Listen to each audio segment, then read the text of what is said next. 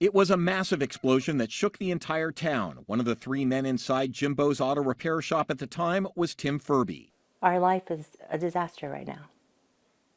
It's been a nightmare since that night. Amy Furby is now a widow, her two children fatherless. The deputy fire marshal in charge of the investigation sent her this report last week.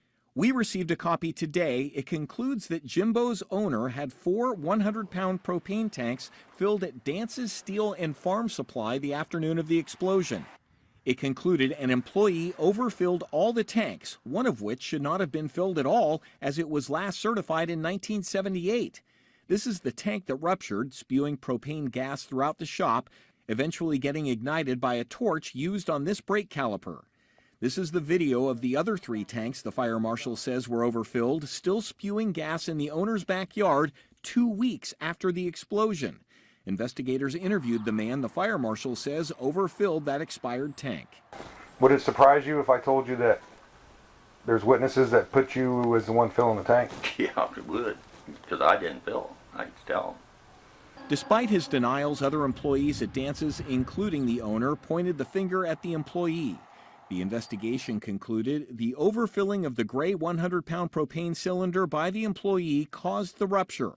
Further, it concluded that Dance's Steel and Farm Supply was not tracking or measuring how much propane was being dispensed into each tank as a standard business practice. The investigator met with the county prosecutor, and it was determined that the appropriate charge would be a misdemeanor homicide charge against the employee.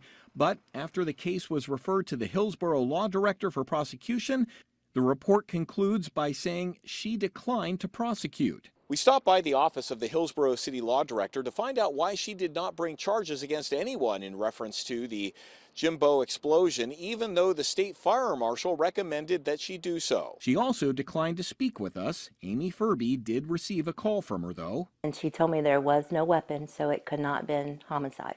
An excuse that does not satisfy Mrs. Furby. People's dying, and nobody's going to be held accountable for this. Including your husband. Exactly. And I'm going to keep fighting for him, because he would want me to. He didn't go to work that day planning on dying.